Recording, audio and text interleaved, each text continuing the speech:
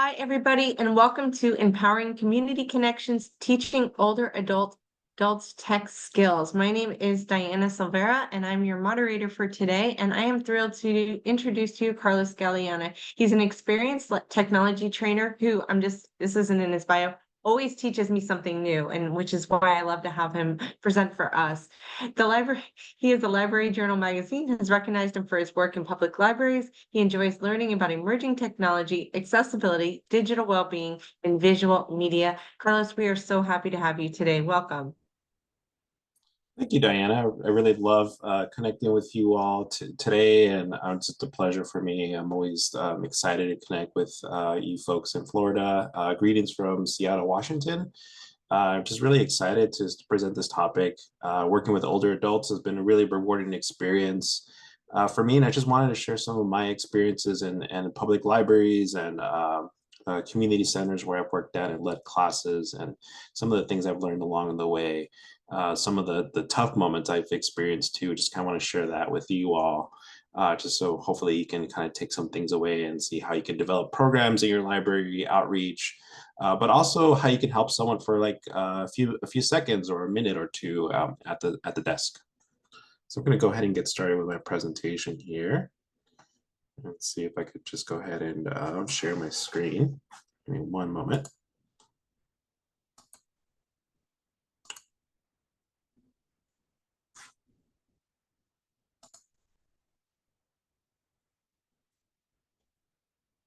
All right, so thank you very much.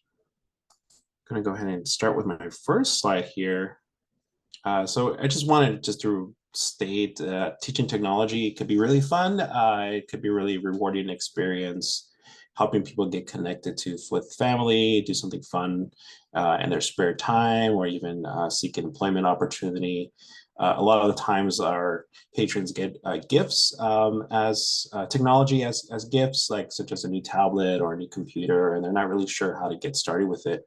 So if you could be that bridge to help them get connected, that's wonderful. So in this picture here, we have a patron who got a new tablet as a gift, and she just really wasn't sure how to get started, even how to like power it on. So after meeting with her, she felt more confident with just being able to use it. And then in today's webinar, we're going to be just kind of focusing on these three main areas: just understanding needs and challenges of older adults in your library spaces, how you can kind of tailor your approach, and choosing relevant topics. And the topics could be a full-on library program, a class, outreach opportunity, or it could even just be something that you would discuss with a patron at the service desk, at the public PCs area, wherever you kind of find that opportunity. Just a little bit about me. I have over 10 years of tech teaching experience, training, and mostly in public libraries, but I've also led workshops in nonprofit and government organizations. I am, like Diana noted, my work was acknowledged in the Library Journal in 2017. I'm bilingual in English and Spanish. I've led classes in Spanish as well. And I've led over 300 classes in person. One of the big shifts for me was that during the pandemic, my in-class, in-person format changed dramatically into more of a virtual format.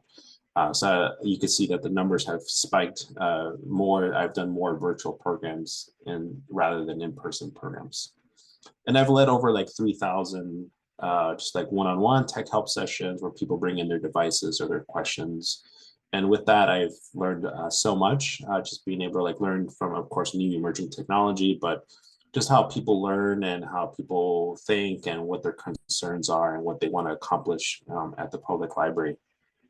If you ever need help with like learning more about like leading a successful virtual program or setting up a class in person, some tips that I've acquired over the years, please feel free to reach out to me. My contact information is at the end of the slideshow, and I'd be happy to set up a call with you, and I could just kind of walk you through some of the best practices that I've learned over the years.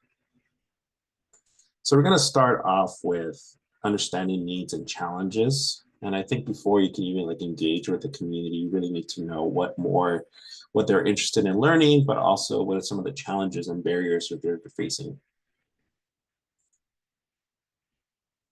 here are some key things to remember, like embrace that imperfection. I think earlier in my career, really wanted to have positive outcomes at all times and positive customer service experiences. And at many public libraries, we really try to push that in terms of celebrating wins and making sure that the patron gets everything that they need. But over the years, I've also learned that it's kind of sometimes unrealistic to be able to accomplish all that, and you really want to be able to go with embracing when things don't work out, or when things could have gone better, and really like learning from those mistakes.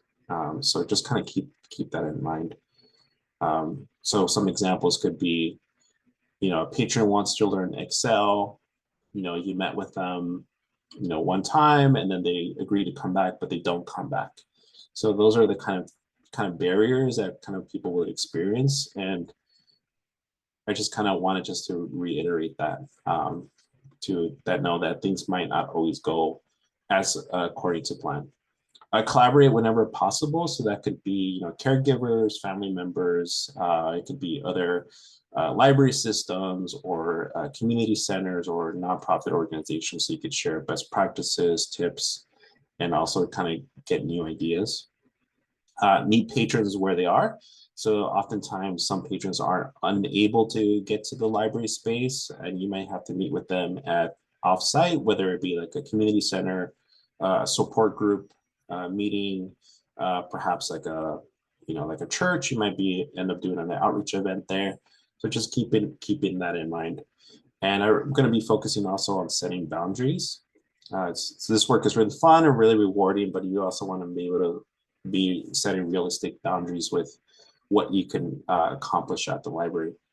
And in this photo, we have a colleague, my colleague Kate, who's learning how to use like the mobile printing on her phone, and she's just really excited about it because she's doing it on her own, and I'm just kind of like guiding her on the side, and she's just really happy to be able to experience that for the first time. So now we're talking about just kind of like needs. So I'm going to be kind of going over some needs that patrons may have. First one is just, making a connection. And the connection could be with loved ones. It could be like a special like interest. It could be like trying to make new friends. It could be projects. So that could be such as hobbies or completing a project at home or at work. Entertainment.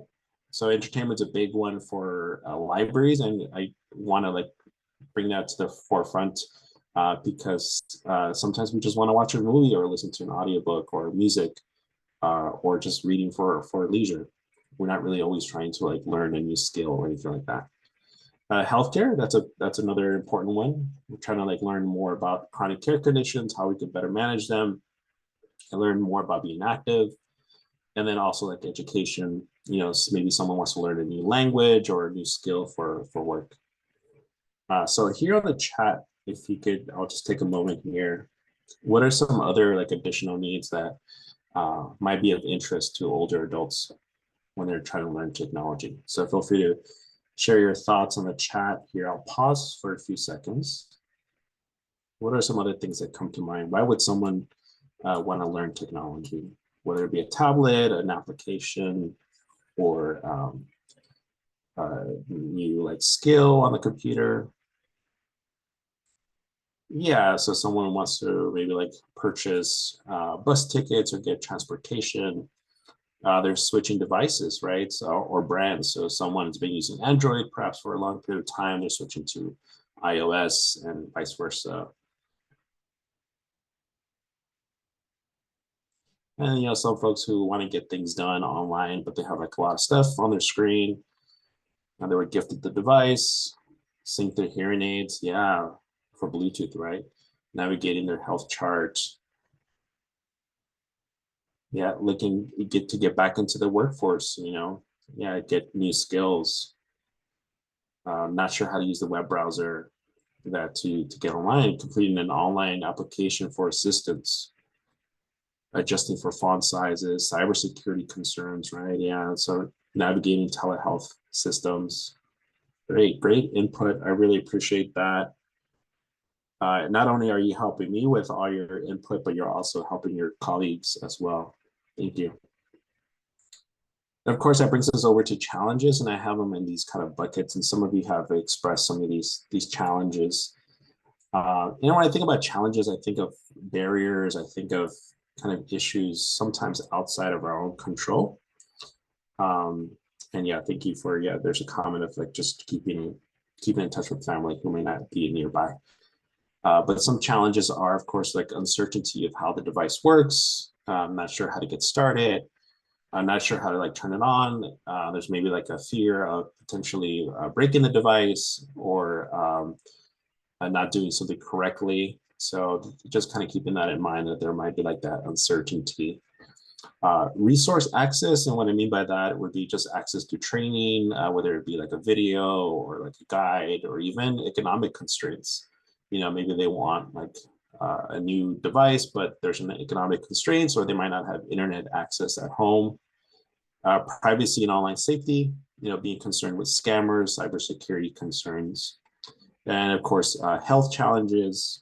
So there could be challenges with mobility, chronic care conditions that is a barrier for them to access the technology that they want and need. So now just getting more input from you all. What are some challenges that older adults face when learning technology? Dexterity, right? Yeah, being able to touch the device, the application buttons, the seeing, right? Being able to see the font, maybe it's too bright. Yeah, the size of the device is too small or even like too bulky or too heavy. Yeah, that's another barrier. Yeah, memory, being able to remember the lesson, the class, that kind of thing, or just even like how to like power it on or what they last did. Yeah, the size of the device, I've seen a big barrier because sometimes like the phone is really small and like really just really compact, and it's harder for us to kind of like even navigate on it, or sometimes like the devices are too bulky, like a larger laptop, that kind of thing. Yeah, so things are heavier, kind of lost some coordination with their hands. The technology training out there, or just even navigating resources, has too much jargon, right? Too many technical terms that are just not really easy to understand, or written in plain language. Sometimes some of our patrons speak English as a second language. Fear, sight. Yeah, kind of this feeling of like I can't learn new things because of my age. Yeah, absolutely. Thank you for your input. So that kind of brings us into like how can we like help overcome some of these challenges, and what I'm advocating for is tailoring your instructional approach and just really being more flexible in how you approach situations. And there's a couple of tips and suggestions that I have for you all that you can kind of start incorporating into your library spaces. So first, start off with a lot of what some of you have mentioned, which is the way kind of adults learn and what they're interested in learning. And you kind of want to suggest just taking some time to read up on adult learning theory by Malcolm Knowles. And what he was arguing was that adults are self-directed. They draw from like their experience, and they really want to solve real world problems. So just kind of keeping that at the forefront when you're helping them. And they are motivated learners trying to seek like practical application to their knowledge. So if they learned a new skill with you, being able to kind of apply that right away, and also being able to apply that more on a regular basis. So start thinking about how you can like structure your interactions or your lessons or your library programs with those skills in mind. It has to be really like applicable. It has to be relevant to what they kind of initially came for, and that kind of gives it the more likelihood that it's going to stick on the long term. So how can we try to teach technology? And I'm going to be emphasizing the word try, because all we can really do is have a really positive and well-meaning effort, but it doesn't mean we're always going to have that success that maybe the patron is looking for, or maybe that you were like kind of expecting. So just start thinking about that again, that embrace that imperfection, that trying attempt rather than having that certainty that it's going to work out. So first off is engaging learners and support systems. So that could be involving them like in a survey that you'll do in the library, like, what are you hoping to learn at libraries? What kind of programs or presenters can we bring for you? It could also mean like when you're going to have an appointment or you're going to be bringing, doing a class, is that you encourage them to invite their caregivers or their family members or partners. That way it feels more of a community, and there's like kind of like less pressure for them to have to remember everything that you're kind of discussing. So I've done one-on-one sessions with couples. I've done that way. One partner has one set of questions and the other person has another set of questions. They're all kind of getting the same information at the same time, so they're more like supporting one another. You can also start working on understanding learner variability. And what that means is that just acknowledging and that learners have diverse needs and interests and learning experiences and disabilities, and being conscious of that is going to really help you prepare a successful program, but also how to like engage with the learners. So some of the things that we may have noticed or heard in the past is like something called like a learning style, where some people are more like auditory learners or like visual learners. That has been like debunked in many educational studies. So one of the things you would want to know more about is that based on the situation, a learner may be more comfortable kind of sitting back a bit, or maybe more comfortable doing a hands-on approach. So I'll give you an example. If I was baking a cake right now, I would be reading a whole lot, reading the recipe like 10 times. I would be double checking everything. And if I had someone who's a more experienced baker, I might like observe them. But rather, if it was like maybe like a technology project or like, learning a new software skill, then I'm more of a hands-on learner and really like to break things and put things back together. So based on the situation, the learner may feel more comfortable being more hands-on, or more like step back and just kind of observe a bit, and just being more conscious that those are the kind of experiences that we have, rather than always being known as someone who's like an auditory learner or a visual learner, because based on the situations, our circumstances change and our comfortability changes. You also want to guide with feedback, and that's just letting folks know that they're on the right track or they need to course correct, because without any feedback, without any guidance, then we really won't even know like if we're doing a good job or not. So that also means getting feedback from your learners as well. So we have on the photo here, we have a person who's just trying her computer for the first time and just typing away, and just kind of like I'm taking a step back and letting her drive or lead, because that's where she was comfortable going. So here's some more tips that you can start thinking about on how you could teach tech. It has to be task oriented, has to solve a problem, focus on solving problems rather than trying to memorize step by step.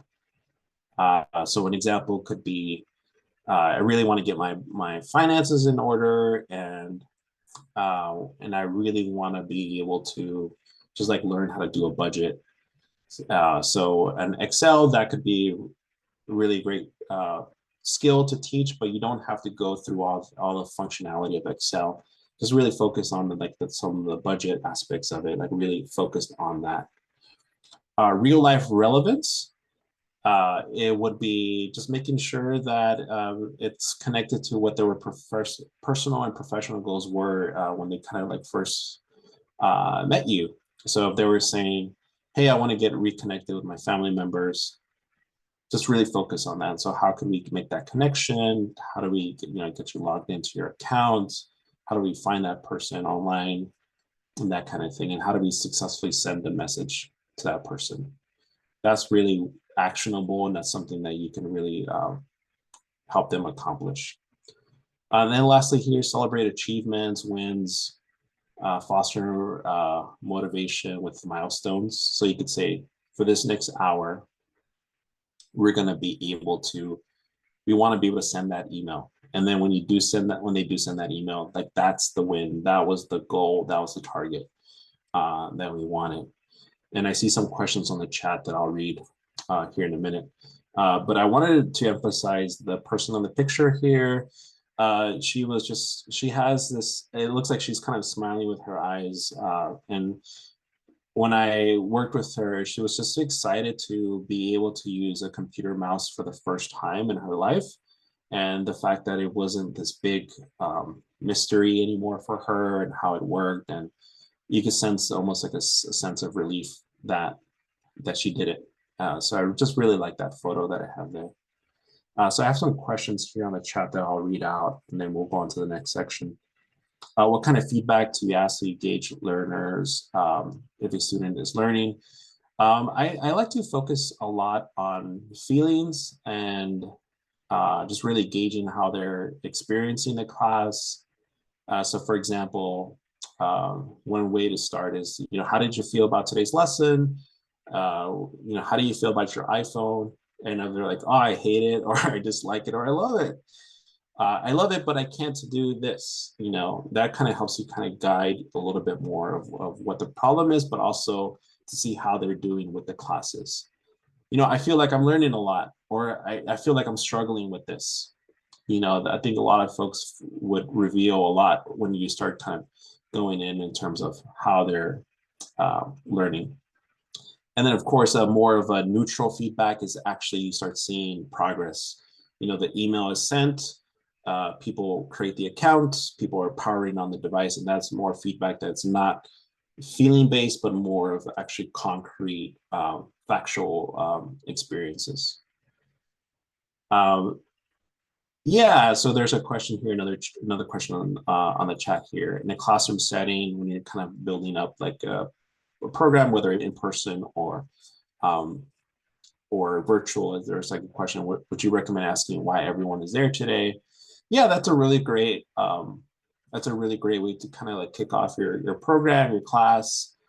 And it's just really good to know like what folks are hoping to accomplish in that short amount of time that you are together. So yeah, I think that's a really great way to kick off a class. And there's a couple of more things that you could do in that area that hopefully I think I'll like be able to like provide more context on. But if I don't, feel free to just keep using the chat there.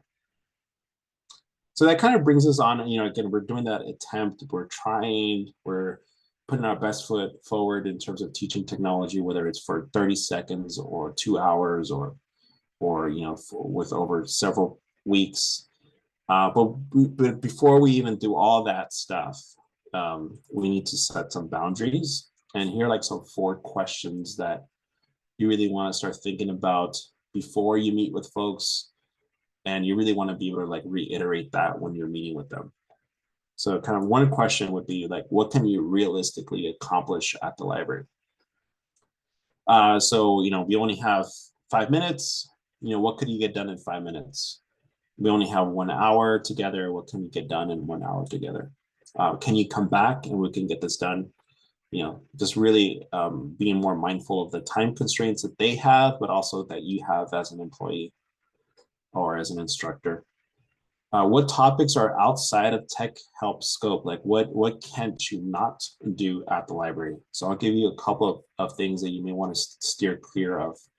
And you may want to start getting this written down in a policy or a procedure, or at least in a best practices type of document. Such as repairs, sometimes when people come in, hey, can you repair my computer? Or I think it's broken. I'm trying to make a website, and can you give me some feedback on the colors that I've chosen? Is this, good? Is this going to help me with my business? Staying away from that, like that business advice.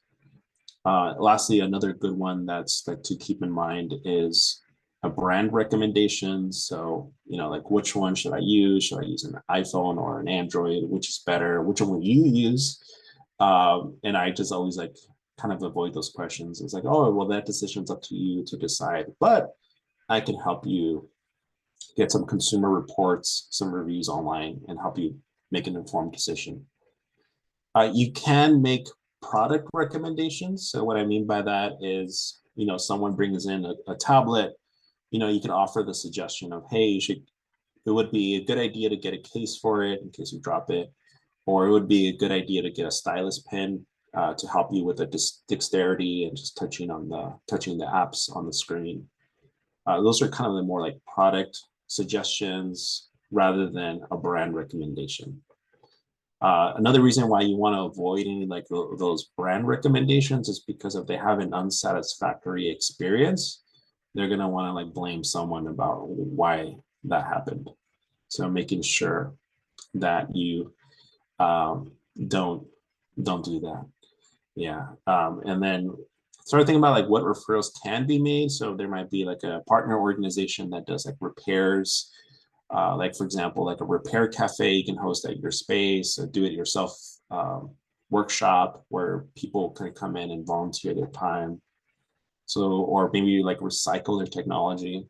Start thinking about other referrals that can be made. Yeah, and so there's a comment on the chat.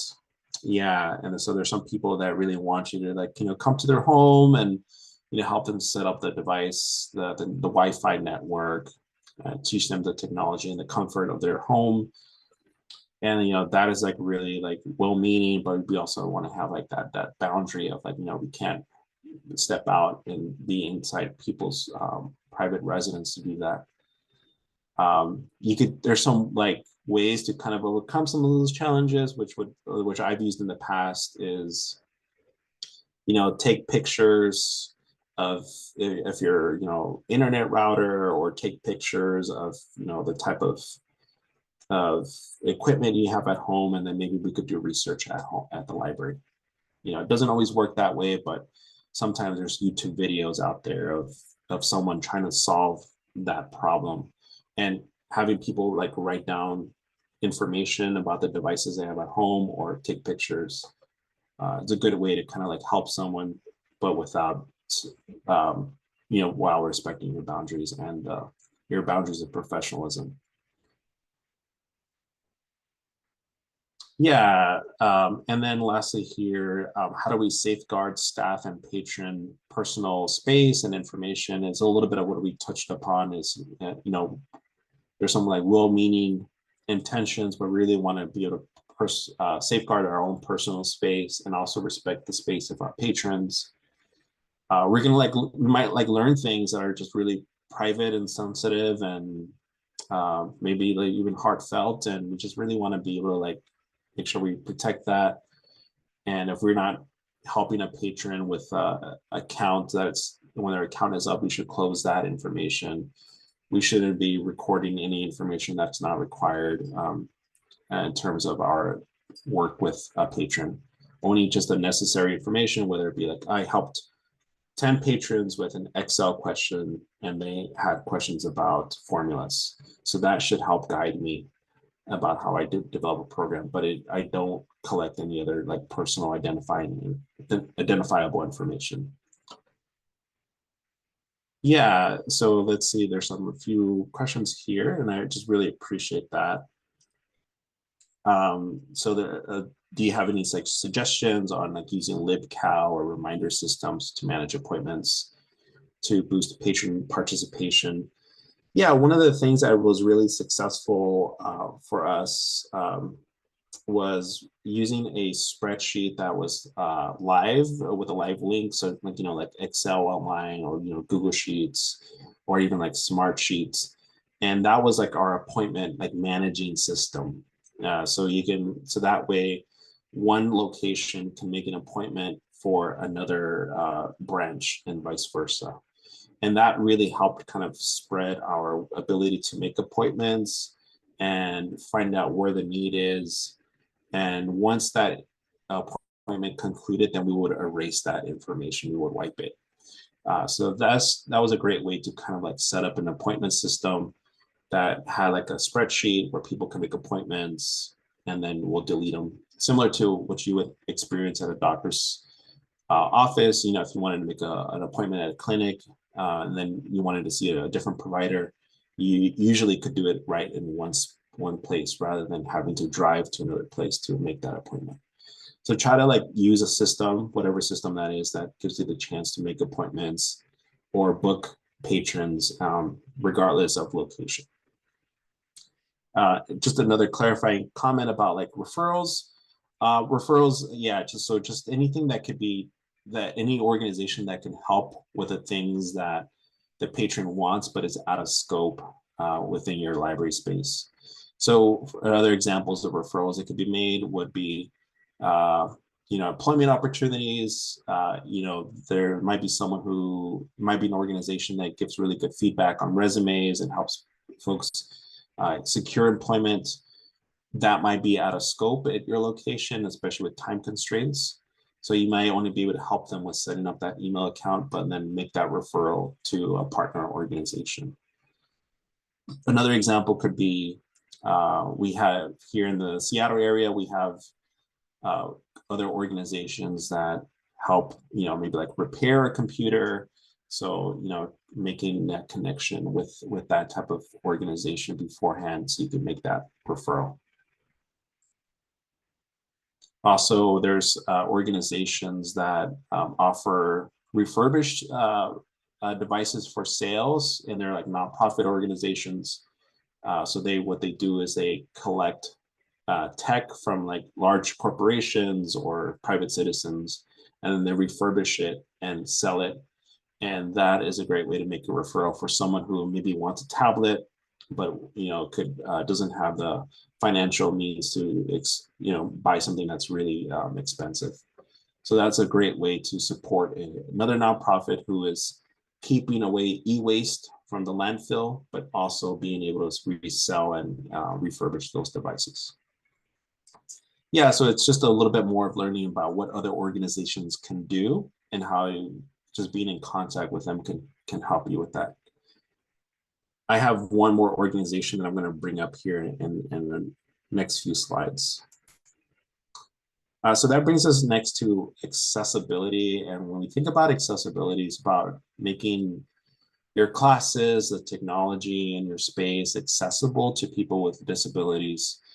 A great way of summarizing it is you're challenging the default. So there's the default settings that kind of come as is when you open the package or the box or turn on the computer. And your job is to challenge the way that is presented. So some examples could be when a patron logs into the public PC, they're already automatically in a larger mouse cursor rather than the itty bitty tiny one. And that's something that you could partner with your IT department to make that setting. And you're going to notice that you're going to get less people coming up to you on the desk of saying, I can't log in. Where's this? I can't find this. So that's another suggestion.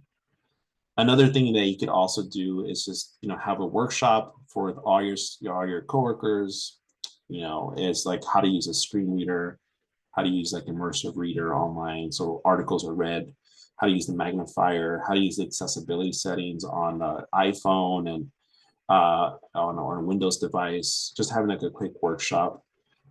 In my previous workplace at the Tacoma Public Library, everyone who went through reference training also had an accessibility training as well to accompany their professional development. So that was like already part of it that I advocated for us to get started on.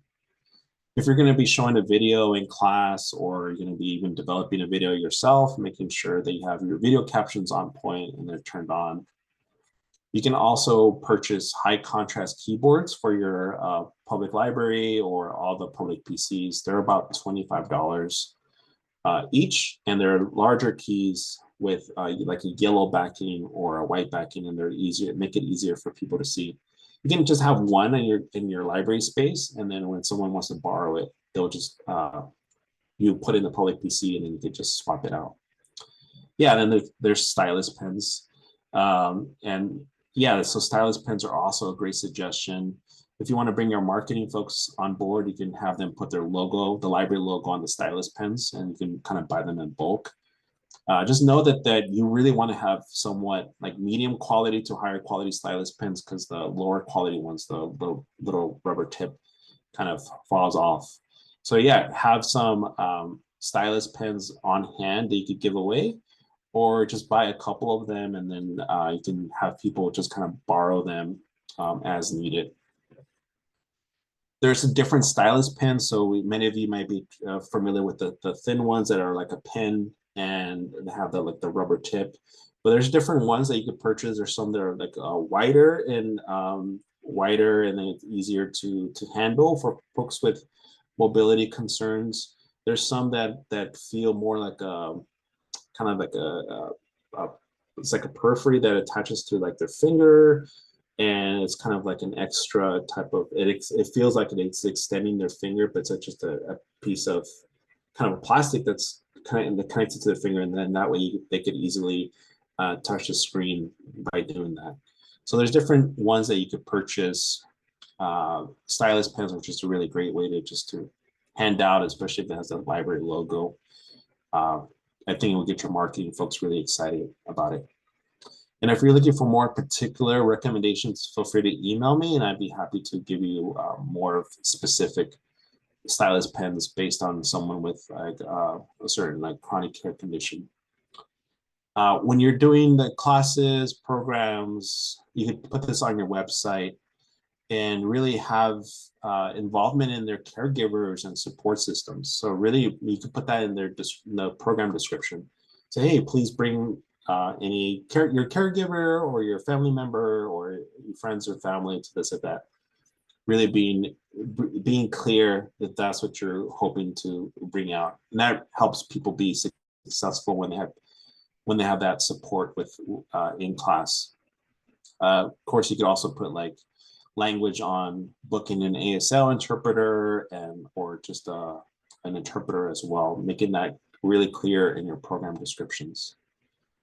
Another way you could also help out is by getting some volunteers in the community who can help guide patrons as they enter your space.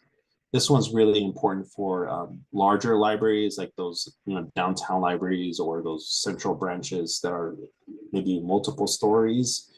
You can have someone like greet patrons as they come in. They have like maybe like a vest and they're like guiding them or escorting them to the meeting room wherever that meeting is taking place. That's a really great way to give patrons that reassurance, but also avoids folks feeling lost and confused about where the class is taking place. So just having some guides, some friendly people, they could be from your community, they could be other older adults. But hey, come on this way. This is where the class is taking place. Or we have to take the elevator to the third floor, and being able to help people that way. It's great. And then if you can purchase some lightweight furniture, doesn't have to be a major overhaul of your space, but a couple of chairs that are more lightweight would be really great, especially as you're welcoming patrons, or if you yourself need to move things around, it's easier for you to move things around. So here are some outreach possibilities, support groups. And so this is one of those like referral things that I was discussing earlier. And it's really important to really be able to connect with people who might be interested in other aspects of technology, but also other parts of their life. And one example that I think about is I did a lot of work with a low vision support group.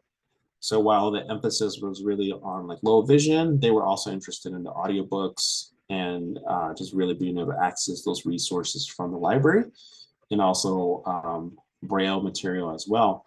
So it's like a different topic, but at the same time, you're able to support them through other technology that your library has access to, or the state library may have access to. Retirement communities.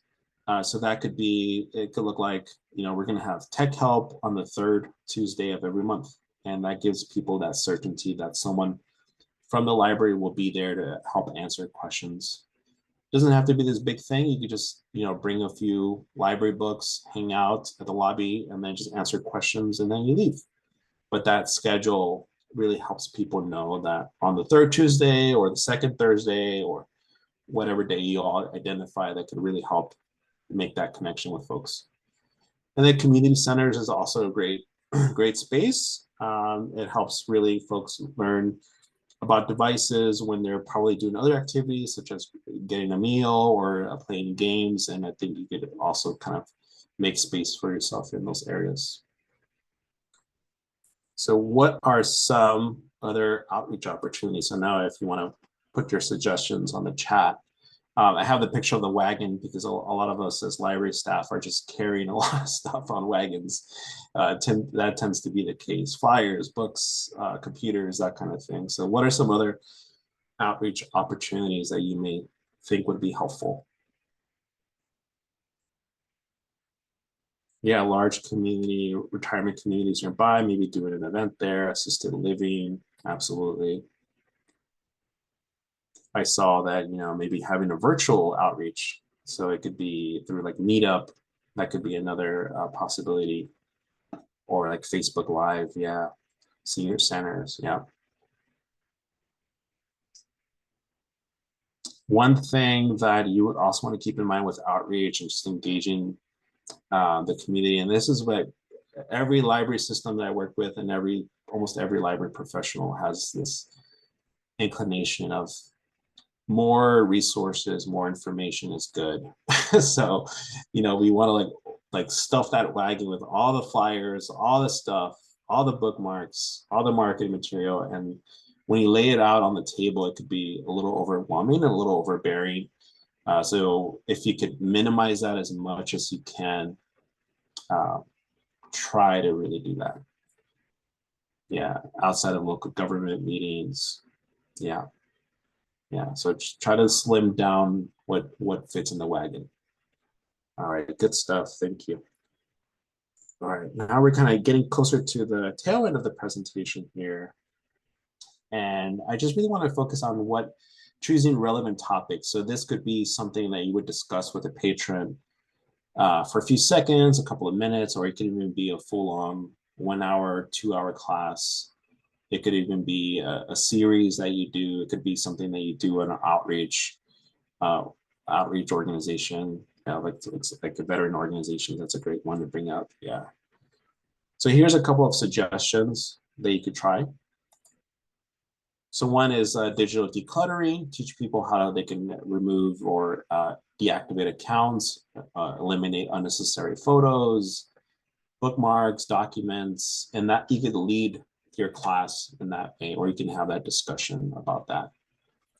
Streamline email messages by teaching them how to filter things out, how to unsubscribe, but also really emphasize that this process is gradual and it's one step at a time. So people shouldn't expect a solution within an hour. It's something that they would want to upkeep throughout a long period of time. Like every Saturday, let's go ahead and delete some photos or organize your browser bookmarks. So it's a thing that it's not a quick fix, it's a gradual fix. Strong passwords. So really focusing on like our healthcare, our email, our financial accounts, teaching them what is a password, strong password, what is a passphrase, to help them kind of like remember certain things. So for example, my favorite animal is a tiger. So like, I love tigers. That's like that would be like my passphrase, and then changing certain characters with different characters. So like instead of an S, I'll do a $. Instead of I'll do like a 1, that kind of thing.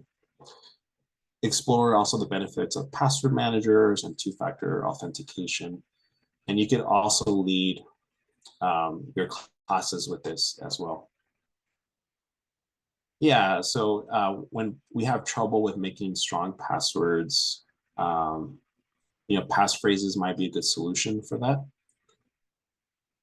One of the things that I like to do with the passphrase too is do the password side by side. So the passphrase side by side. So I have a picture of a tiger, like I just said, and then have the "I love tigers." That's my sentence, and then do a transition or an animation, and to show them now in passphrase format. So you're making like that connection with visually presenting something and then showing them something different. And it doesn't have to be on PowerPoint or Google Slides. It could just be on a sheet of paper. You can just write it down.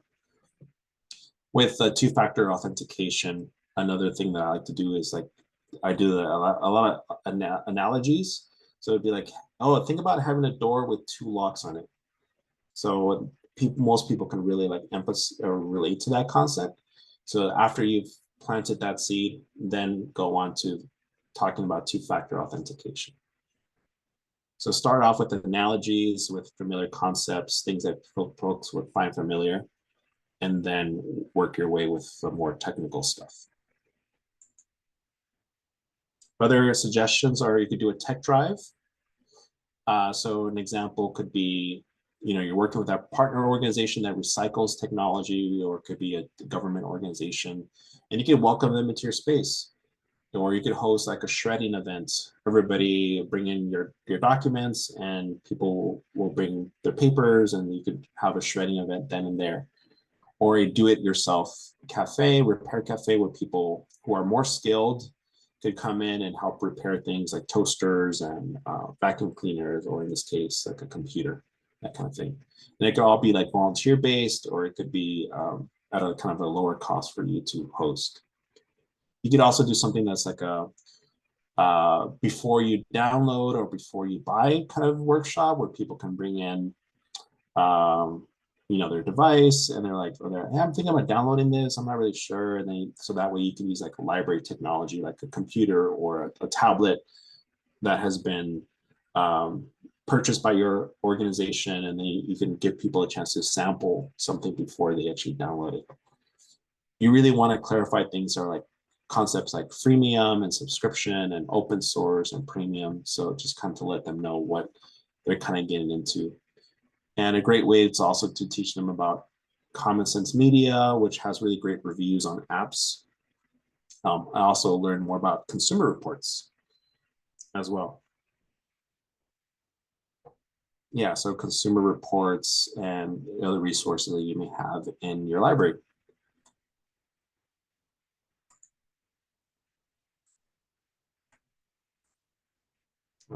There we go. You could also do something that's like skill-based learning. So what that means is, rather than saying your classes, today we're going to learn Photoshop, today we're going to learn how to edit photos. So you start off with like more of a concept that is more relatable to folks, and it makes it like less intimidating. Another example could be, today we're going to learn scrapbooking, and people are going to attend and to learn more about scrapbooking, and we're going to use an app called blank. So just really starting off with like what people want to learn rather than the technology tool itself. So one example that I did was we walked around the community, like around the library, we took some photos of trees, and then we kind of made it into a video. So our class was a photography class / video editing class. Let's focus on taking good photos, video footage with our phones. Come back to the library, and we'll teach you how to like put that together into like a project, rather than saying, all right, we're going to do a photography class using this such and such tool. The tool does get introduced, but it's not the starting off point. You could also do one on digital legacy. So it's about setting up a plan. It could be like a document about like what you want to do with how to back up things, organize your files, your passwords, things like that, and with trusted individuals.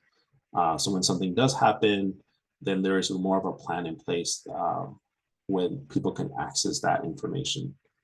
I did that with my family, just wrote it in a sheet of paper for me and say, hey, like this is the password to this account. If something happened to me, you can get to it. And here's that document that's sealed up in an envelope. It's not, something really formal. Of course, there's also like the technology tools in it, like in iCloud, you can also have a little bit more of a formal strategy with how to get that set up. But the less intimidating way is just write things down on a sheet of paper, really start planning how you would want that information accessed after you passed. A few more things. I see that we're kind of getting closer to the end of time here. Calendar management, teaching patrons how they can manage their digital calendars. Color coding is a great way to track medical appointments, vacation, birthdays, things of that nature, payments. I track my payments with like a green color. So every time I see a green color on my calendar, I know that I'm going to get I'm going to get some checks, or I'm going to get some deductions in terms of my debit card. And just teaching people how they can stay organized can really help them better plan their life. Settings deep dive, so people bring in their devices and just really diving into the settings. And then this is where you can get into that accessibility stuff, like enabling a larger mouse cursor, or managing notifications on email or even on the computer. So just really kind of going to like a little bit of a deep dive in there. And then at that time, you will also learn something new about that device. Really important that if you try to do something with accessibility and the patron ever did not like that, then teaching them how they can undo that. Question is, have you ever grouped people by operating system in a person in class? Is that a good idea or a bad idea? So it's like doing a solely like an iPhone class or Android class. I usually just really like to do general classes, and maybe like the more specialized software stuff for like one-on-ones. That's kind of more my approach. So for example, smartphone basics, you can have some general concepts with how smartphones work across platforms. It's not tied to a specific model. And then if people had questions like a Q&A about their iPhone or the Android, then you can have that be like a Q&A separate. But an example could be, okay, everyone go to your settings and look for accessibility. Everyone has it on their device, regardless of make or model. So I usually just try to bring people together. Oftentimes people say they have an iPhone and they really don't. Or oftentimes they say they have a Windows computer, but they don't. It's a Chromebook. So just really bringing people in, that's what you want to do. And then helping them get that distinction when they're in class. Yeah, but I try to get everyone together and not separate them. If you're in the library, I'm gonna grab a hook and just keep you here until we get that engagement going, and then we could follow up with appointments or other opportunities.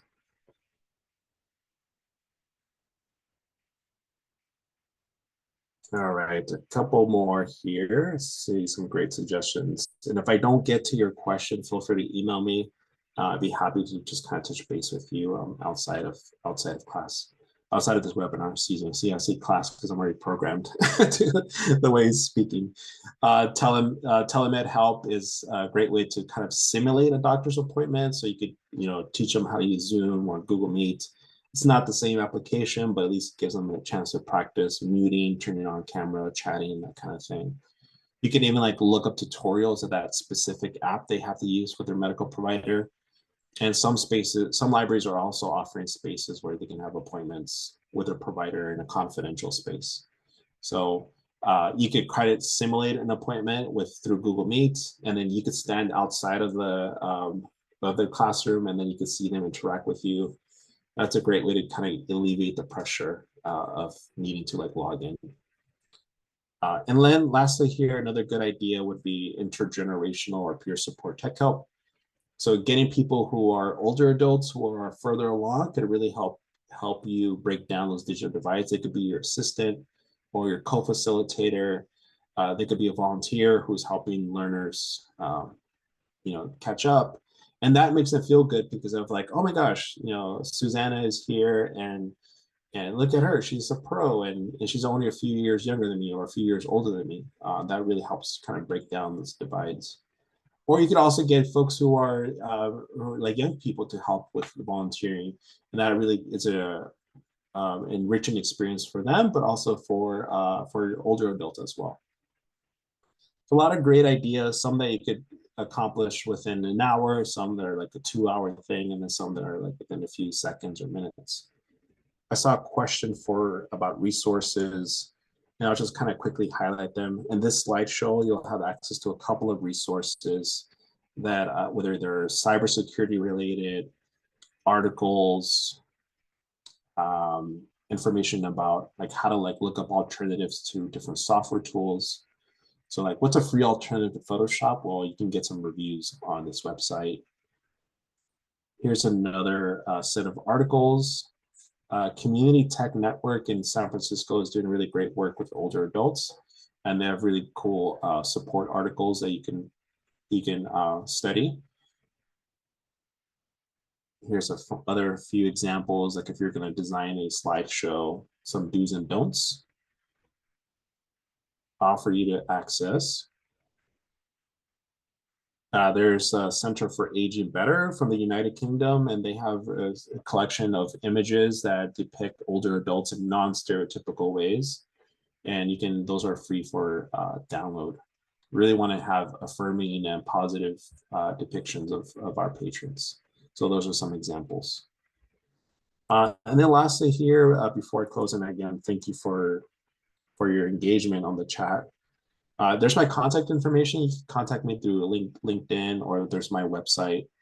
Feel free to shoot me a question, or if something like wasn't clear or some clarification, by all means, and free of charge. So don't feel like you're going to be expected to do something here with me. It's just a quick call, and I love to connect with folks. So please send me your chat, your messages. I'd love to engage with you. Well, thank you for your time. I'm at about time, so I just want to turn it over back to Diana.